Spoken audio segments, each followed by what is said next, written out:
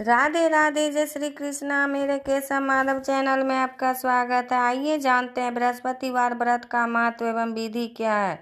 बृहस्पतिवार व्रत कथा एवं आरती सहित। बृहस्पतिवार व्रत का महत्व। भगवान बृहस्पति देव की पूजा अर्चना के लिए बृहस्पतिवार को व्रत करके बृहस्पतिवार की व्रत कथा को पढ़ने अथवा किसी दूसरे स्त्री पुरुष द्वारा सुनने की प्राचीन परंपरा है। बृहस्पतिवार का व्रत करने और व्रत कथा सुनने से स्त्री पुरुषों की सभी मनोकामनाएं पूरी होती हैं।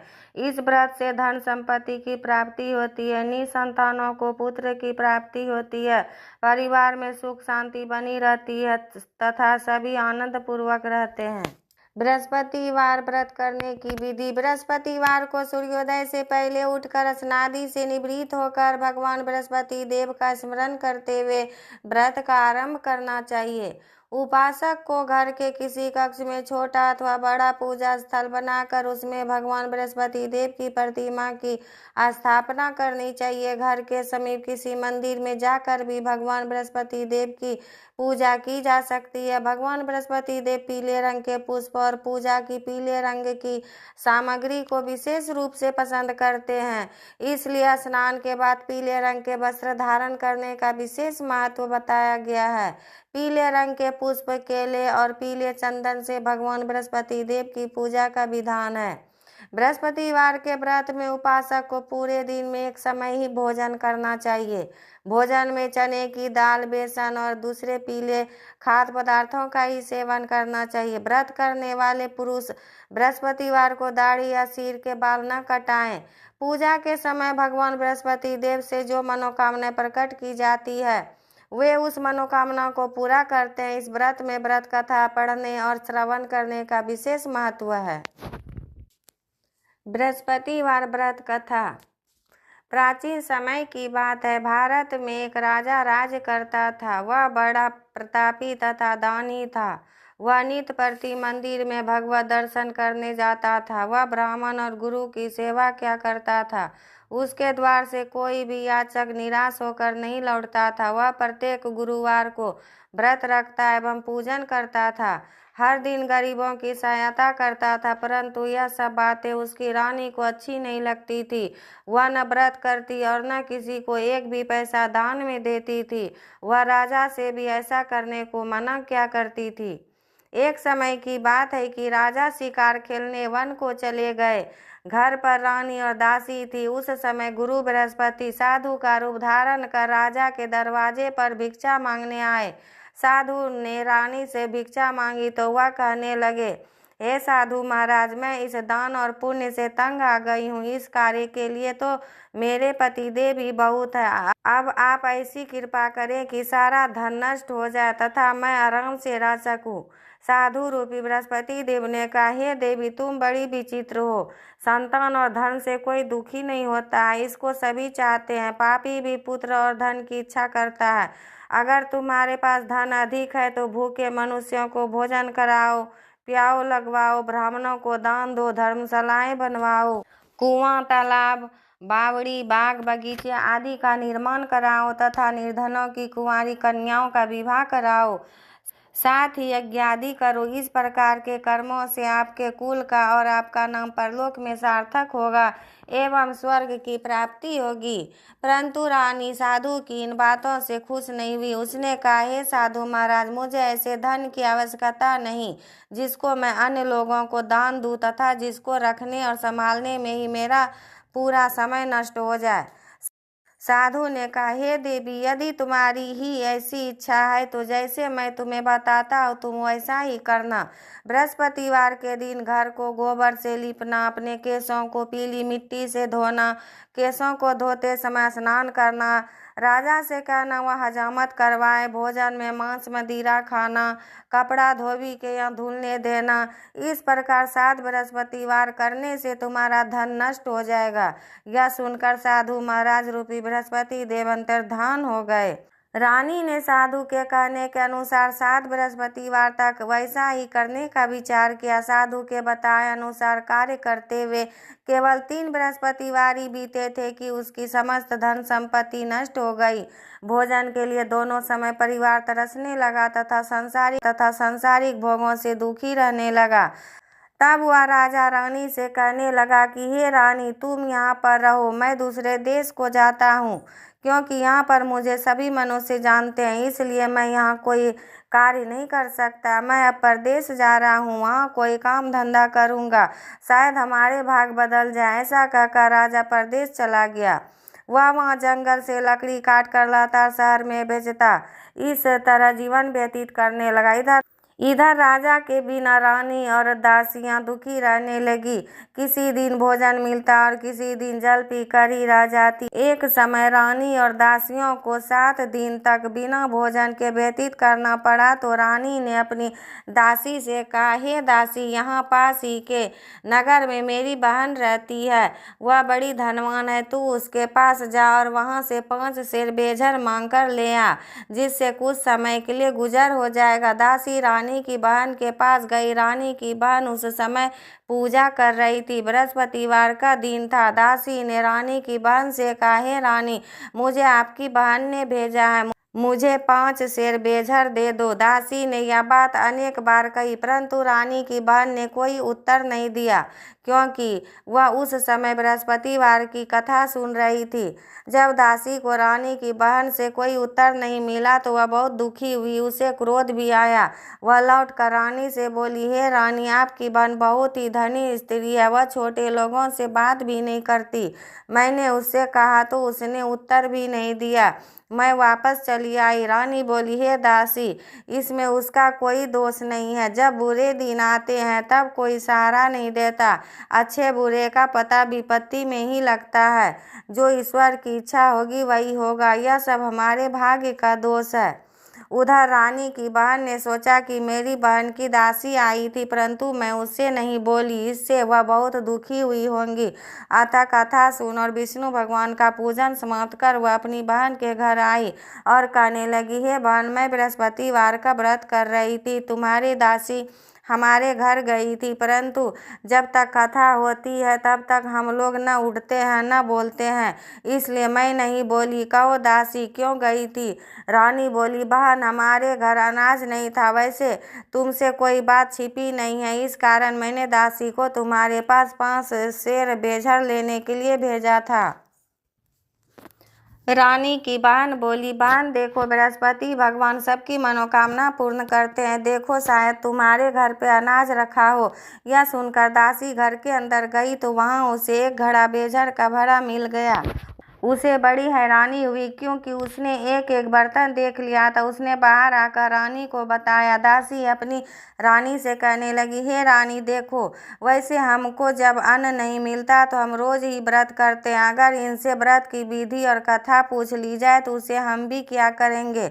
दासी के कहने पर रानी ने अपनी बहन से बृहस्पतिवार व्रत के बारे में पूछा। उसकी बहन ने बताया, हे रानी बहन, बृहस्पतिवार को सूर्योदय से पूर्व उठकर स्नान करके बृहस्पतिवार का व्रत करना चाहिए, लेकिन उस दिन सिर नहीं धोना चाहिए। बृहस्पतिवार के व्रत में चने की दाल और मुनक्का से विष्णु भगवान का केले के वृक्ष की जड़ में पूजन करें तथा दीपक जलावें। उस दिन एक ही समय भोजन करें। भोजन पीले खाद्य पदार्थों का ही करें तथा कथा सुने। इस प्रकार करने से गुरु भगवान प्रसन्न होते हैं, अन्न पुत्र धन देते हैं, मनोकामना पूर्ण करते हैं। व्रत और पूजन की विधि बताकर रानी की बहन अपने घर लौट गई। रानी और दासी दोनों ने निश्चय किया कि बृहस्पति देव भगवान का पूजन जरूर करेंगे। 7 दिन बाद जब वह बृहस्पतिवार आया तो उन्होंने व्रत रखा। घुड़साल में जाकर चना और गुड़ बीन लाई तथा उस दाल से केले की जड़ तथा विष्णु भगवान का पूजन किया। अब भोजन पीला कहाँ से आए? दोनों बड़ी दुखी हुई, परंतु उन्होंने व्रत किया था, इस कारण बृहस्पति देव भगवान प्रसन्न थे। एक साधारण व्यक्ति के रूप में वे 2 थालों में सुंदर पीला भोजन लेकर आए और दासी को देकर बोले, हे दासी, यह भोजन तुम्हारे और रानी के लिए है, तुम दोनों करना। दासी भोजन पाकर बड़ी प्रसन्न प्रसन्न हुई और रानी से बोली, रानी जी भोजन कर लो। रानी को भोजन आने के बारे में पता नहीं था, इसलिए वह दासी से बोली, जा तू ही भोजन कर, क्योंकि तू हमारी व्यर्थ में हंसी उड़ाती है। दासी बोली, एक व्यक्ति भोजन दे गया है। रानी कहने लगी, वह भोजन तेरे ही लिए दिया गया है, तू ही भोजन कर। दासी ने कहा, वह व्यक्ति हम दोनों के लिए 2 थालों में भोजन दे कर गया, इसलिए मैं और आप दोनों ही साथ साथ भोजन करेंगे। दोनों ने गुरु भगवान को नमस्कार कर भोजन प्रारंभ किया। उसके बाद से वे प्रत्येक बृहस्पतिवार को गुरु भगवान का व्रत और पूजन करने लगी। बृहस्पति भगवान की कृपा से उसके पास धन हो गया, परंतु रानी फिर पहले की तरह से आलस्य करने लगी। तब दासी बोली, देखो रानी, तुम पहले भी इस प्रकार आलस्य करती थी, तुम्हें धन के रखने से कष्ट होता था, इस कारण सभी धन नष्ट हो गया। अब गुरु भगवान की कृपा से धन मिला है तो फिर तुम्हें आलस्य नहीं करना चाहिए। बड़ी मुसीबतों के बाद हमने यह धन पाया है, इसलिए हमें दान पुण्य करना चाहिए। तुम भूखे मनुष्यों को भोजन कराओ, पियाओ, लगवाओ, ब्राह्मणों को दान दो, कुआं, तालाब, बावड़ी आदि का निर्माण कराओ, मंदिर, पाठशाला बनवाकर दान दो, कुंवारी कन्याओं का विवाह कराओ। धन को शुभ कार्यों में खर्च करो, जिससे तुम्हारी कुल का यश बढ़े तथा स्वर्ग प्राप्त हो और पितृ प्रसन्न हो। दासी की बात मानकर रानी ने इसी प्रकार के कर्म करने प्रारंभ कर दिए, जिससे उनका काफी यश फैलने लगा। एक दिन रानी और दासी आपस में विचार करने लगे कि न जाने राजा किस दशा में होंगे, उनकी कोई खोज खबर नहीं है। गुरु भगवान से उन्होंने प्रार्थना की और भगवान ने रात्रि में राजा को स्वप्न में कहा, हे राजा, उठ, तेरी रानी तुझको याद करती है, अब अपने देश को लौट जा। राजा प्रातःकाल उठकर जंगल से लकड़ियां काटकर लाने के लिए जंगल की ओर चल पड़ा। जंगल से गुजरते हुए वह सोचने लगा, रानी की गलती से उसे कितने दुख भोगने पड़े। राजपाट छोड़कर उसे जंगल में आकर आना पड़ा, जंगल से लकड़ियां काटकर उन्हें बेचकर गुजारा करना पड़ा। उसी समय उस जंगल में बृहस्पति देव एक साधु का रूप धारण कर आए और राजा के पास आकर बोले, हे लकड़हारे, तुम इस सुनसान जंगल में किस चिंता में बैठे हो, मुझे बताओ। यह सुन राजा के नेत्रों में जल भर आया और साधु की वंदना कर बोला, हे प्रभु, आप सब कुछ जानने वाले हैं। इतना कहकर राजा ने साधु को अपनी संपूर्ण कहानी सुना दी। महात्मा दयालु होते हैं। वे राजा से बोले, हे राजा, तुम्हारी पत्नी ने बृहस्पति देव के प्रति अपराध किया था, जिसके कारण तुम्हारी यह दुर्दशा हुई है। अब तुम भी किसी प्रकार की चिंता मत करो, भगवान तुम्हें पहले से अधिक धन देंगे। देखो, तुम्हारी पत्नी ने बृहस्पतिवार का व्रत प्रारंभ कर दिया, अब तुम भी बृहस्पतिवार का व्रत करके चने की दाल व गुड़ जल के लोटे में डालकर केले का पूजन करो, फिर कथा कहो या सुनो, भगवान तुम्हारी सब मनोकामनाओं को पूर्ण करेंगे। साधु को प्रसन्न देखकर राजा बोला, हे प्रभु, मुझे लकड़ी बेचकर इतना पैसा भी नहीं बचता जिससे भोजन करने के उपरांत कुछ बचा सकूं। मैंने रात्रि में अपनी रानी को व्याकुल देखा है, मेरे पास कोई साधन नहीं जिससे समाचार जान सकूं, फिर मैं बृहस्पति देव की क्या कहानी कहूँ, मुझको तो कुछ भी मालूम नहीं है। साधु ने कहा, हे राजा, तुम किसी बात की चिंता मत करो, बृहस्पतिवार के दिन तुम रोजाना की तरह लकड़ियां लेकर शहर में जाओ, तुम्हें रोज से दुगुना धन प्राप्त होगा, जिससे तुम भली भांति भोजन कर लोगे तथा बृहस्पति देव की पूजा का सामान भी आ जाएगा। बृहस्पति देव की कथा इस प्रकार है। दूसरा बृहस्पति देव कथा। प्राचीन समय में एक बहुत ही निर्धन ब्राह्मण था, उसके कोई संतान नहीं थी। वह नित्य पूजा पाठ करता था, परंतु उसकी स्त्री बहुत मलिनता के साथ रहती थी। वह न स्नान करती, न किसी देवता का पूजन करती। प्रातःकाल उठते ही सर्वप्रथम भोजन करती, बाद में कोई अन्य कार्य करती। ब्राह्मण देवता बहुत दुखी रहते थे, पत्नी को बहुत समझाते, किंतु उसका कोई परिणाम नहीं निकला। भगवान की कृपा से ब्राह्मण की स्त्री के कन्या उत्पन्न हुई। वह कन्या अपने पिता के घर में बड़ी होने लगी। वह बालिका प्रातः स्नान करके भगवान विष्णु का जप करती। वह बचपन से ही बृहस्पतिवार का व्रत भी करने लगी। पूजा पाठ समाप्त कर स्कूल जाती तो अपनी मुट्ठी में जौ भर कर ले जाती और पाठशाला जाने के मार्ग में डालती जाती। वही जो स्वर्ण के हो जाते तो लौटते समय उनको बीन कर घर ले आती। एक दिन वह बालिका सूप में उन सोने के जौ को फटक कर साफ कर रही थी, तभी उसकी माँ ने देख लिया और कहा, हे बेटी, सोने के जौ को फटकने के लिए सोने का सूप होना चाहिए। दूसरे दिन गुरुवार था। इस कन्या ने व्रत रखा और बृहस्पति देव से प्रार्थना करके कहा, हे प्रभु, यदि मैंने सच्चे मन से आपकी पूजा की हो तो मुझे सोने का सूप दे दो। बृहस्पति देव ने उसकी प्रार्थना स्वीकार कर ली। रोजाना की तरह वह कन्या जौ फैलाती हुई स्कूल जाती।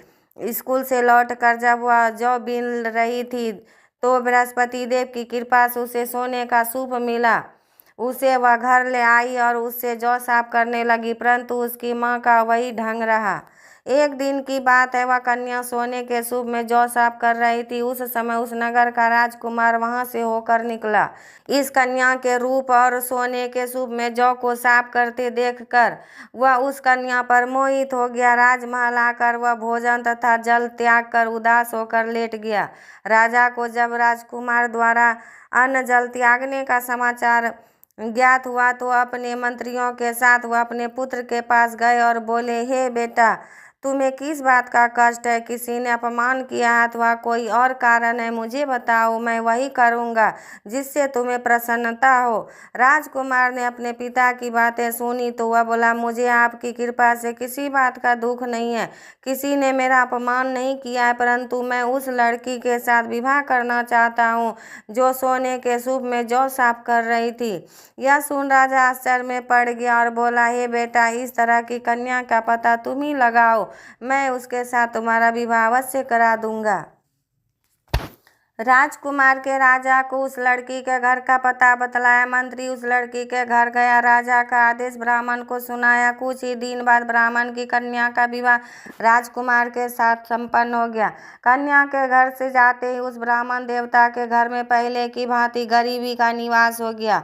अब भोजन के लिए भी अन्न बड़ी मुश्किल से मिलता था। एक दिन दुखी होकर ब्राह्मण अपनी पुत्री से मिलने गया। बेटी ने पिता की दुख की अवस्था को देखकर अपनी माँ का समाचार पूछा। ब्राह्मण ने सभी हाल का कन्या ने बहुत सा धन देकर अपने पिता को विदा कर दिया। इस तरह ब्राह्मण का कुछ समय सुखपूर्वक व्यतीत हुआ, लेकिन कुछ दिन बाद फिर वही हाल हो गया। ब्राह्मण फिर अपनी कन्या के यहाँ गया और सभी हाल कहा तो पुत्री बोली, हे पिताजी, आप माताजी को यहाँ लिवा लाओ, मैं उन्हें वह विधि बता दूंगी जिससे गरीबी दूर हो जाए। ब्राह्मण देवता अपनी स्त्री के साथ लेकर अपनी पुत्री के पास राजमहल पहुंचे तो पुत्री अपनी माँ को समझाने लगी, हे माँ, तुम प्रातःकाल उठकर प्रथम स्नादि करके विष्णु भगवान का पूजन करो तो सब दरिद्रता दूर हो जाएगी। परंतु उसकी माँ ने उसकी एक बात नहीं मानी। वह प्रातःकाल उठकर अपनी पुत्री का बचा जूठन खा लेती थी। एक दिन उसकी पुत्री को बहुत गुस्सा आया। उसने एक रात एक कोठरी से सारा सामान निकाल दिया और अपनी माँ को उसमें बंद कर दिया। प्रातः उसमें से उसे निकाला तथा स्नादि करा के पूजा पाठ करवाया तो उसकी माँ की बुद्धि ठीक हो गई। इसके बाद वह नियम से पूजा पाठ करती और प्रत्येक बृहस्पतिवार को व्रत रखने लगी। इस व्रत के प्रभाव से उसकी माँ भी बहुत धनवान हो गई और बृहस्पति देवता के प्रभाव से स्वर्ग को गई। वह ब्राह्मण भी सुखपूर्वक इस लोक का सुख भोग कर स्वर्ग को प्राप्त हुआ। इस तरह कहानी का कर साधु देवता वहां से लुप्त हो गए।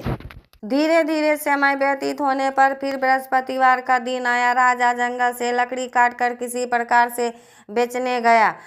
उसे उस दिन और दिनों से अधिक धन मिला। राजा ने चना गुड़ आदि लाकर बृहस्पतिवार का व्रत किया। उस दिन से उसके सभी क्लेश दूर हुए, परंतु जब अगला गुरुवार का दिन आया तो वह बृहस्पतिवार का व्रत करना भूल गया।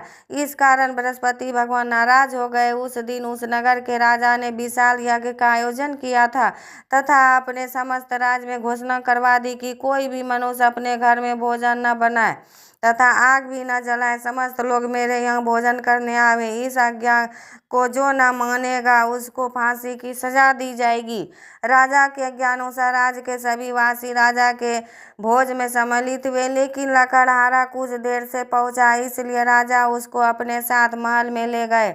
जब राजा लकड़हारे को भोजन करा रहे थे तो रानी की दृष्टि उस खूंटी पर पड़ी जिस पर उसका हार लटका हुआ था। उसे हार खूंटी पर लटका दिखाई नहीं दिया। रानी को निश्चय हो गया कि मेरा हार इसी लकड़हारे ने चुरा लिया है। उसी समय सैनिक बुलवाकर उसको जेल में डलवा दिया। जब लकड़हारा जेल में खाने में गया तो बहुत दुखी होकर विचार करने लगा कि न जाने कौन से पूर्व जन्म के कर्म से मुझे यह दुख प्राप्त हुआ है, और उसी साधु को याद करने लगा जो जंगल में मिला था। तत्काल बृहस्पति देव साधु के रूप में प्रकट हो गए और उसकी दशा को देखकर कहने लगे, अरे मूर्ख, तूने बृहस्पति देवता की कथा नहीं कही, इसी कारण तुझे दुख प्राप्त हुआ है। अब चिंता मत कर, बृहस्पतिवार के दिन जेल खाने के दरवाजे पर 4 पैसे पड़े मिलेंगे, उनसे तुम बृहस्पति देव की पूजा करना तो तेरे सभी कष्ट दूर हो जाएंगे। अगले बृहस्पतिवार उसे जेल के द्वार पर 4 पैसे मिले। राजा ने पूजा का सामान मंगवा कर कथा कही और प्रसाद बांटा। उसी रात्रि को बृहस्पति देव ने उस नगर के राजा को स्वप्न में कहा, हे राजा, तूने जिस आदमी को जेल खाने में बंद कर दिया है वह निर्दोष है, वह राजा है, उसे छोड़ दो।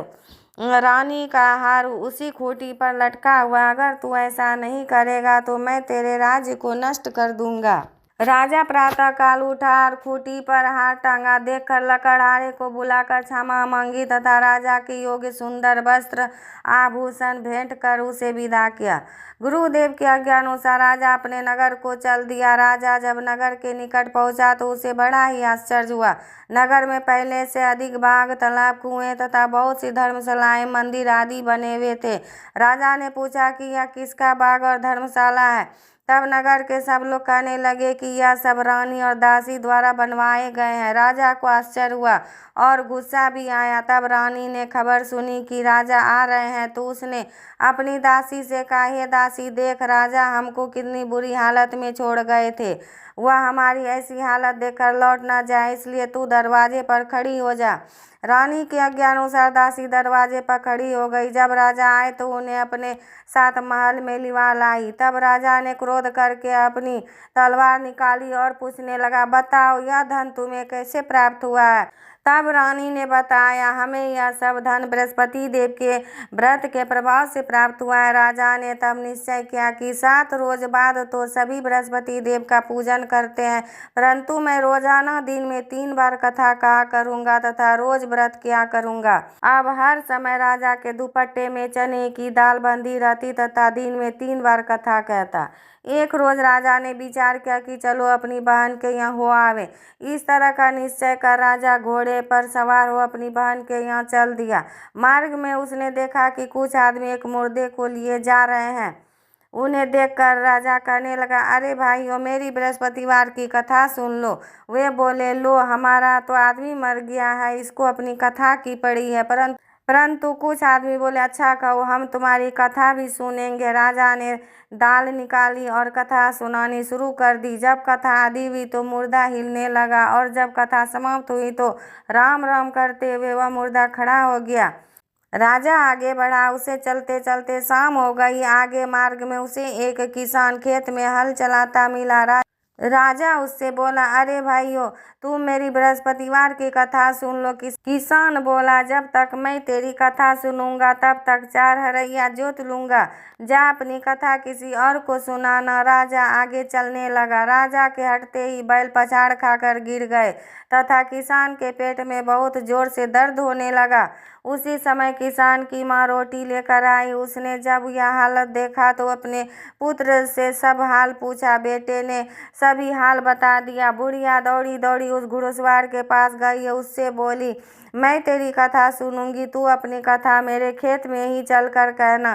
राजा ने लौटकर बुढ़िया के खेत पर जाकर कथा कही, जिसके सुनते ही बैल खड़े हो गए तथा किसान के पेट का दर्द भी बंद हो गया।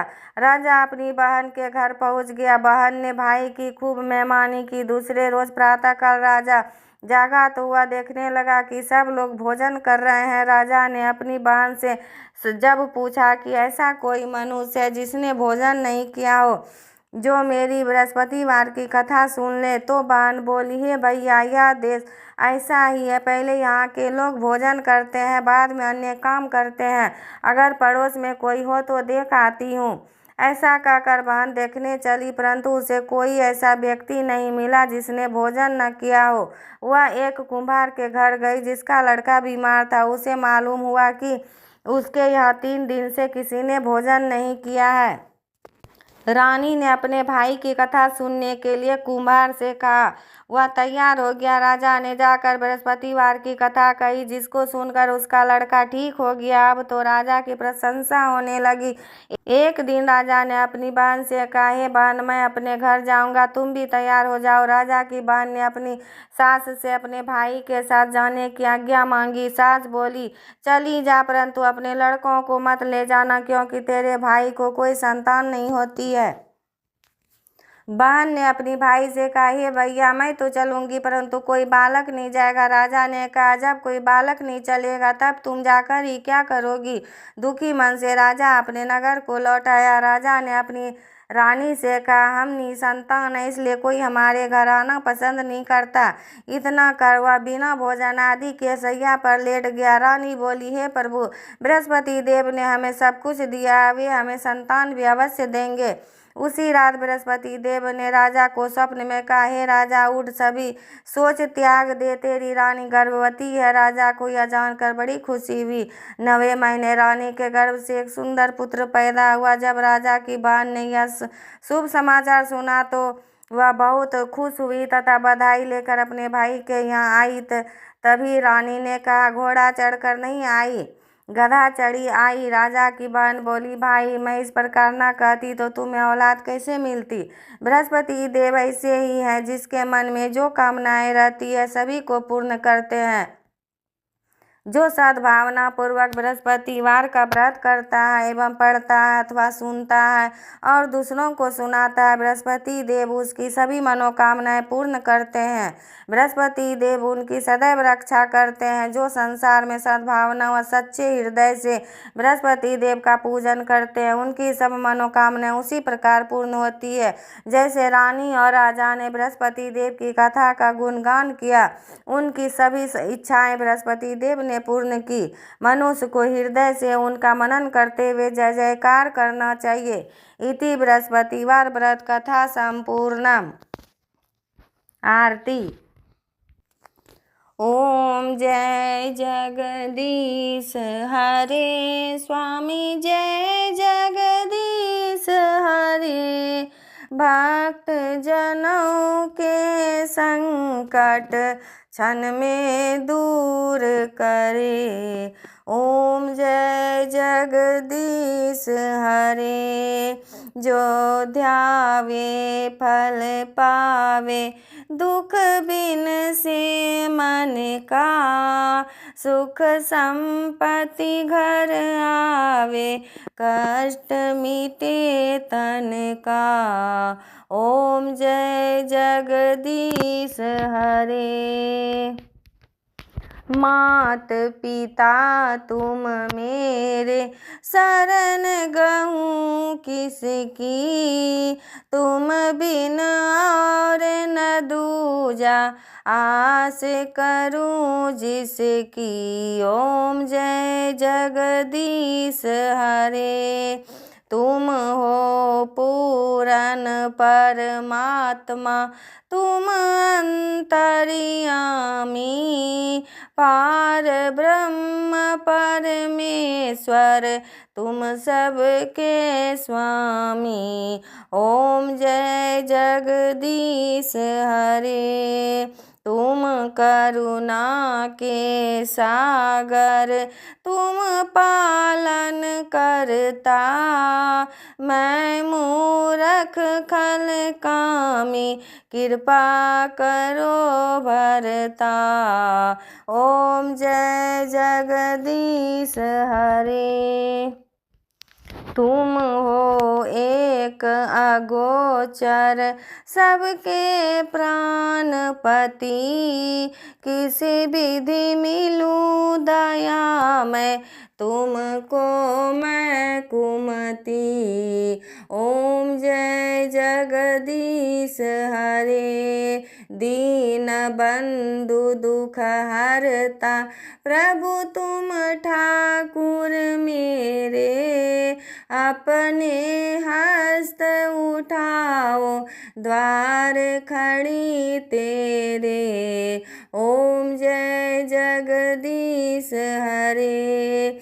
विषय विकार मिटाओ, पाप हरो देवा, श्रद्धा भक्ति बढ़ाओ, संतन की सेवा। ओम जय जगदीश हरे, तन मन धन सब कुछ है तेरा, तेरा तुझको अर्पण क्या लागे मेरा। ओम जय जगदीश हरे, ओम जय जगदीश हरे, स्वामी जय जगदीश हरे, भक्त जनों के संकट क्षण में दूर करे। ओम जय जगदीश हरे। राधे राधे, जय श्री कृष्ण।